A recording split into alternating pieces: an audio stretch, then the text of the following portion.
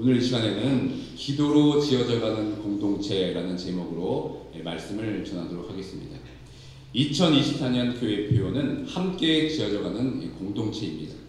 하나님께서 원하시는 교회로 지어가기 위해 가장 필요한 것이 무엇이겠습니까? 바로 말씀입니다. 그리고 기도입니다. 어제는 말씀으로 지어져가는 공동체라는 제목으로 말씀 나눴고, 오늘은 기도로 지어져가는 공동체에 대한 말씀으로 은혜를 나누기 원합니다. 이 말씀과 기도는 마치 새의 두 날개와 같습니다. 새가 하늘을 향해 날아갈 때 두 날개를 활짝 펴야 힘차게 날아갈 수 있듯이, 우리 신앙생활에 가장 큰 동력이 있다면 그것은 바로 말씀과 기도입니다. 이 둘 중 하나라도 펴지지 않고 움직이지 않는다면 우리는 영적인 성장의 걸음이 멈춰질 수밖에 없습니다. 그리고 교회가 온전히 지어져 갈 수도 없습니다. 어제도 제가 통계 자료를 인용했는데요. 한국기독교 목회자협의회와 지앤컴 리서치가 2017년 12월에 실시한 한국인의 종교생활과 신앙의식조사라는 제목으로 설문조사를 했습니다. 그 조사에 이런 질문을 했습니다. 한국 개신교인의 하루 기도 시간은 얼마인가? 여러분, 결과가 어떻게 나왔을까요? 하루에 기도하는 시간이 평균 21.5분으로 조사가 되었습니다. 여러분 표정에서 별로 놀라지 않는 걸 보니까 다들 그 정도는 기도하시는 것 같습니다. 근데 문제는 점점 기도 시간이 줄고 있다는 겁니다. 통계를 더 자세히 살펴보니까 2004년에는 27분, 2012년에는 23.7분으로 계속해서 기도가 감소하고 있습니다. 그렇다면 요즘 여러분들의 이 기도 생활은 어떠십니까? 점점 기도의 시간이 늘고 있습니까? 아니면 점점 기도의 시간이 줄어가고 있습니까?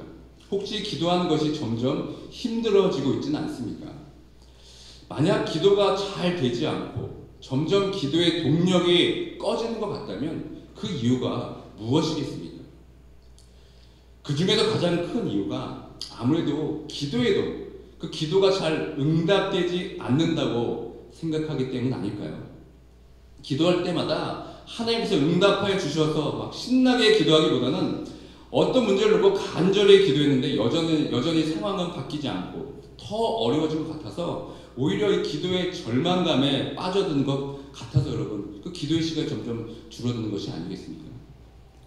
저는 요즘 사춘기를 맞은 첫째 노아와 대화를 좀 많이 하려고 합니다. 이런저런 이야기하면서 마지막에 야, 하나님께 기도하자 이렇게 말하면 노아가 대번 이렇게 말합니다. 기도했는데 하나님께서 안 들어주시고. 노아가 이렇게 말하는 이유가 있습니다. 노아는 태어날 때부터 이 아토피 피부염이 있었어요. 겨울이 되면 더 피부가 건조해지고 가려워져서 긁느라고 잠을 잘 못 잡니다. 그래서 밤이 되면 이 사람 저 사람한테 가가지고 이 팔이 닿지 않는 곳을 긁어달라고 막 찾아옵니다. 그래서 동생들이 노아의 별명을 이렇게 지었습니다. 긁어줘 마이 백. 이거는 동생들이 하도 등을 긁어달라고 그러니까 별명을 그렇게 지어준 겁니다. 그러니까 노아는 잠자기 전에 너무 괴롭고 힘드니까 이 아토피를 고쳐달라고 아마 하나님께 저보다 훨씬 더 많이 기도했을 것입니다. 그런데 기도해도 잘 낫지 않으니까 하나님이 전혀 자기의 기도를 들어주지 않는다고 불평을 터뜨립니다. 이미 노아는 이 기도의 절망감을 맛본 것 같습니다. 그러니까 기도하면 뭐하나, 들어주지도 않는데 라는 마음이 가득 차 있는 것 같습니다. 여러분들은 어떠십니까? 만약 하나님께서 너는 왜 기도하지 않냐? 물어보신다면 여러분께서 어떻게 대답하시겠습니까? 들어주지도 않으시면서 제가 못하러 기도합니까? 말하면서 마치 자기가 기도하지 않는 것이 하나님 때문인 것처럼 따지고 계시지는 않습니까? 그러나 이 기도에 대해서 우리는 다시 한번 생각할 필요가 있습니다. 기도는 단지 우리의 마음의 소원을 아뢰고 응답받는 것이 아닙니다. 기도의 가장 큰 핵심은 살아계신 하나님과 교제하는 것이고 하나님과 대화하는 것입니다. 예수 그리스도를 통해서 구원받은 우리가 하나님의 자녀로서의 특권이 있다면 무엇이겠습니까? 하나님께 기도로 직접 나아갈 수 있다는 겁니다. 우리는 기도를 통해서 하나님께 나아가서 하나님과 교제할 수 있습니다. 그래서 예수님께서 제자들에게 기도를 가르쳐 주실 때 이렇게 말씀해 주셨습니다. 마태복음 6장 9절의 말씀 함께 읽겠습니다. 그러므로 너희는 이렇게 기도하라. 하늘에 계신 우리 아버지여 이름이 거룩히 여김을 받으시오며. 하나님은 우리의 아버지이십니다. 그 아버지는 우리의 기도를 들으시는 살아계신 하나님이십니다. 그러니까 하나님이 아버지시라는 것은 우리와 하나님과의 관계를 말하는 겁니다. 그러니까 기도는 하나님과의 관계를 위한 것이지 내가 무엇을 원하는 그것을 이루는 도구가 아닙니다. 우리가 기도의 절망에 빠져 기도하지 않는 것은 하나님이 우리의 아버지이심을 놓친 채 기도하기 때문입니다. 그러니까 하나님께서는 기도를 통해 우리와 친밀한 관계로 나아가시기를 원하십니다. 하나님은 우리와 교제하기 원하십니다. 우리와 대화하기 원하십니다. 우리의 아버지이신 하나님은 기도를 통해서 우리의 소리를 듣기를 원하십니다. 그러니까 하나님 아버지께서는 나에게 모든 것을 털어놓고 대화하기를 원하십니다. 그저 하나님 아버지라고 부르기만 해도 하나님은 그 소리에 기뻐하십니다. 이것이 바로 기도의 시작점입니다. 하나님이 나의 아버지라는 이 관계를 놓치고 기도를 하면은 그 기도는 힘을 잃습니다. 그 기도는 그저 허공에 대고 하는 넋두리에 불과할지도 모릅니다. 여러분들은 하나님을 나의 아버지라고 고백하면서 기도하십니까? 하나님을 나의 아버지라고 고백하는 그 진실한 고백이 바로 기도의 출발점입니다. 교회에서 일을 마치고 집에 가면 저를 반겨주는 세 가지의 모습이 있습니다. 먼저 첫 번째로 제 아내입니다. 제가 문을 열고 들어가면 한번 쓱 쳐다보면서 왔어? 이게 다입니다. 항상 그 시간에 저녁을 하느라고 바쁘니까 제가 이해합니다. 두 번째는 두 아들들입니다. 그리고 제가 오면 자기 방에서 나와가지고 아빠 왔어? 하면서 그래도 반갑게 인사를 합니다. 세 번째는 제 딸 레아입니다. 레아는 제가 오면 만사를 제쳐두고 달려와서 아빠 하면 저에게 확 안깁니다. 그럼 저도 레아를 꽉 안아주죠. 이 세 모습 중에서 제 마음이 누구에게 가장 활짝 열렸겠습니까? 누구 손을 제가 잘 들어주겠습니까? 기도는 하나님께 아빠 하고 달려가는 것과 마찬가지입니다. 물론 매번 기쁨으로 달려갈 수는 없습니다. 그럼에도 불구하고 슬플 때나 기쁠 때나 힘들거나 괴로울 때 아빠를 부르며 하나님께 나아가는 것이 바로 기도입니다. 하나님 아버지께서는 우리가 하나님을 아빠로 부르면서 하나님께 나와서 우리의 깊은 내면의 이야기를 털어놓기를 원하십니다. 그것이 바로 기도입니다. 기도는 이처럼 하나님과의 친밀한 관계로부터 시작이 됩니다. 이것이 바로 기도의 가장 중요한 핵심입니다. 그러니까 하나님께서 우리에게 기도하라고 하신 것은 기도를 통해서 하나님이 우리 아버지 되심을 경험하게 하려는 뜻입니다. 우리가 자녀를 키워서 알겠지만 자녀들에게 필요한 것이 있다면 우리는 자녀들이 요구하지 않아도 다 미리 알고 그 필요들을 채워줍니다. 또 한편으로 자녀들이 원한다고 그것을 다 들어주지 않습니다. 아무리 때를 써도 지금 그것이 필요한 것이 아니면 허락해 주지 않는 것이 바로 아버지의 마음입니다. 이 시간 잠깐 여러분의 삶을 한번 돌아보시기 바랍니다. 기도해서 얻은 것이 많습니까? 아니면 기도하지 않았는데 얻은 것이 더 많습니까? 아마도 하나님께 구하지 않았는데도 받은 것이 더 많을 것입니다. 그럼에도 불구하고 왜 하나님은 우리에게 기도하라고 하십니까? 그것은 바로 하나님이 나의 아버지이심을 경험하는 방법을 알려주기 위해서 우리에게 기도하라고 하시는 겁니다. 그러니까 하나님은 구한 대로 주시는 것이 아니라 항상 더 좋은 것을 주시는 분이 바로 우리의 하나님 아버지이십니다. 그렇기 때문에 우리가 하나님을 나의 아버지라고 고백하며 기도한다면 하나님께서는 우리의 기도에 응답하여 주시지 않았을 때 우리는 좌절하거나 낙심하면 안 됩니다. 하나님께서 일부러 응답하지 않으시고 우리를 기도의 절망에 빠뜨리려고 하시는 것이 아닙니다. 우리를 막 골탕 먹이려고 응답해 주시지 않는 것이 아닙니다. 다만 아직 그 기도의 응답의 때가 아니기 때문에 들어주시지 않는 것뿐입니다. 그러므로 우리의 기도가 응답되지 않고 하나님이 듣지도 않으신 것 같을 때 우리는 하나님을 나의 아버지이심을 잊지 않고 하나님의 때를 기다리며 나에게 가장 좋은 것을 주시는 분임을 신뢰하면서 나아가는 모두가 되길 주님의 이름으로 축원드립니다. 성경에 보면 하나님께 그렇게 간절히 기도했지만 하나님께서는 마치 듣고 계시지 않는 것처럼 침묵하셨던 이야기들이 참 많이 있습니다. 아브라함부터 시작해서 모세, 다윗, 욥 그리고 사도 바울까지 그들의 기도를 살펴보면 하나님께서 노골적으로 그 기도에 응답하지 않는 것처럼 보일 때가 많이 있습니다. 특별히 사도 바울은 자신의 육체의 가시를 없애주기를 위해서 3번이나 하나님께 간절하게 기도했습니다. 그러나 하나님께서 그 기도에 응답하지 않으셨습니다. 그때 이 사도 바울의 반응이 무엇입니까? 원하는 대로 이루어지지 않는 것에 대해서 실망하지 않았습니다. 오히려 이런 고백을 했습니다. 고린도후서 12장 9절과 10절 말씀 다 함께 읽겠습니다. 나에게 이르시기를 내 은혜가 내게 족하도다. 이는 내 능력이 약한 데서 온전하게 짐이라 하신지라. 그러므로 도리어 크게 기뻐하며 나의 약한 것을 자랑하여 나의 여러 약한 것들에 대하여 자랑하리니 이는 그리스도의 능력이 내게 머물게 하려 함이라. 그러므로 내가 그리스도를 위하여 약한 것들과 능력과 궁핍과 박해와 공고를 기뻐하노니 이는 내가 약한 그때의 강함이라. 아멘. 하나님 아버지께 간절히 기도했으나 이루어지지 않는 기도에 대한 우리의 반응이 어떻게 하는지 사도 바울이 그 모범을 보이고 있습니다. 그것이 무엇입니까? 그 은혜가 내게 족합니다. 내가 약하기 때문에 온전해질 수 있게 된 것입니다. 라고 고백하는 겁니다. 우리도 마찬가지입니다. 우리도 사도 바울 같이 하나님께 그렇게 간절히 기도하여도 들어주시지 않는 기도의 제목들이 있습니다. 그 기도의 제목이 누군가에게는 믿지 않는 남편이나 아내일 수도 있습니다. 또 누구에게는 믿지 않는 부모님일 수도 있습니다. 그리고 자식일 수도 있습니다. 또 우리의 친구들 그리고 교우일 수도 있습니다. 그리고 육체의 질병일 수도 있습니다. 이처럼 우리에게도 이 사도 바울 같은 영적인 가시들이 다 하나씩 있었습니다. 그렇게 기도하였는데 여전히 변화는 없고 더 악화되는 것 같아서 하나님께 원망하고 있는 분들도 계실 것입니다. 그렇다면 우리는 그 기도를 그만둬야 할까요? 아니면 그래도 끝까지 놓치지 않고 계속해서 기도해야 되겠습니까?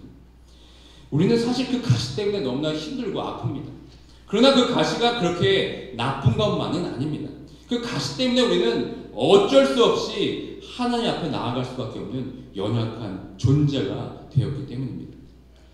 방금 읽은 사도 바울의 고백을 보면 내가 약할 때라는 고백이 3번이나 반복되고 있습니다. 우리는 강할 때 하나님을 찾지 않습니다. 모든 것이 잘 풀릴 때는 기도하지 않습니다. 그러나 문제가 생기고 어려움이 생길 때야 그제서야 기도해야겠구나를 되뇌이는 어리석은 존재들입니다. 만약 그 가시가 우리 안에 없었다면 우리가 하나님께 매 순간 나와서 기도하며 나아갈 수 있었겠습니까? 저희 어머니는 기도의 사람이십니다. 지금도 저를 위하여 계속해서 새벽마다 기도해 주십니다. 그리고 제가 담임 목사 되었다고 하니까 이제는 저녁 때에 나가서 기도하십니다. 어머니는 문제가 있을 때마다 또 어려움이 있을 때마다 항상 교회에 가서 밤에 홀로 기도하셨습니다. 저희 어머니도 어머니 인생에 큰 가시가 있었습니다. 그 가시는 바로 저의 아버지였습니다. 저희 아버지는 일주일에 하루 이틀 빼고 매일 술을 드셨습니다. 저희 아버지가 그리스도인으로서 술을 먹는 것도 큰 문제였지만 더 큰 문제가 있었습니다. 그것은 아버지가 찬양대 지휘자였다는 사실입니다. 어머니는 그 상황을 정말 견딜 수가 없어서 싫어하셨습니다. 먼저는 하나님 앞에서 너무나 잘못한 것이기 때문에 그렇고 또 하나는 찬양대원 가운데 누가 보지는 않을까 하는 그 염려 때문에 그래서 너무나 괴로워하셨습니다. 차라리 지휘를 하지 않으면 좋겠는데 아버지는 끝까지 교회에서 지휘를 하셨습니다. 어머니는 아버지가 그 술을 끊게 해달라는 기도를 정말 오랜 시간 기도하셨습니다. 여러분 그 기도가 과연 응답되었겠습니까? 응답이 되었으니까 제가 이렇게 말하겠죠. 3년 전에 완전히 술을 끊으셨습니다. 어머니께서는 거의 이 문제로 50년 넘게 기도하셨습니다. 어머니는 그 긴 세월 동안 이 술 먹는 남편 그 가시 때문에 괴롭고 힘든 세월을 보내셨습니다. 그러나 뒤돌아보면 그 가시로 인해 저희 어머니가 기도의 사람으로 변화하셨다는 사실입니다. 만약 아무 문제 없는 남편이었다면 과연 어머니가 기도의 사람으로 변화되었을까요? 아마 그렇게 되지는 못했을 것입니다. 여러분도 여러분 인생 가운데 분명 이러한 가시들이 있습니다. 왜 나에게만 이런 아픔과 고통을 주시나 괴로우실 것입니다. 그러나 혹시 나를 아프게 하고 나를 힘들게 하는 그 가시 때문에 내가 온전한 기도의 사람으로 변화되고 있다는 생각은 혹시 안 해보셨습니까? 그 가시가 없었다면 여러분 스스로 내가 하나님을 찾고 기도했겠습니까? 그 가시로 인해 내가 무너짐을 통해 하나님을 찾게 된 것이 오히려 은혜가 아닙니까? 우리가 온전해지기 시작하는 것은 나는 아무것도 할 수 없는 존재구나, 내 힘으로는 도저히 안 되는구나를 깨닫고 자신의 약함을 하나님께 기도할 그때입니다. 하나님께 매달리면서 기도할 때가 바로 온전함의 시작입니다. 우리가 하나님 아버지께 기도하지 않는 이유는 아직도 내 힘으로 내 스스로 할 수 있다고 생각하기 때문입니다. 하나님 아버지를 믿기보다 여전히 내 자신을 믿기 때문에 기도하지 않는 겁니다. 우리는 배부르고 등 따뜻하면 언제 그랬냐는 듯이 하나님을 떠나 기도하지 않는 연약한 사람들입니다. 그 가시가 없어지면 언제 그랬냐는 듯이 기도하지 않는 어리석은 사람들이 바로 우리들입니다. 그렇기 때문에 하나님께서 우리를 더욱더 하나님의 사람으로 온전해지도록 만들기 위해서 마치 우리 기도에 응답하지 않는 것처럼 우리를 기도의 절망으로 몰아내실 때도 있습니다. 그러나 그때 여러분 하나님께서 우리를 더 주목하고 계십니다. 절망에 찬 그 기도에 더 귀를 기울여 주십니다. 그럴 때일수록 우리가 기도를 놓지 않고 하나님 아버지께 나아가 기도하는 모두가 되길 주님의 이름으로 축원드립니다. 그때 우리는 변화하고 성장하는 겁니다. 하나님께서 나에게 아픈 가시를 허락하시는 것은 나를 하나님의 사람으로 온전하게 하고 거룩하게 하는 그 축복의 통로임을 잊지 않으시기를 바랍니다. 하나님의 독생자 아들이신 예수님도 응답받지 못한 기도가 있었습니다.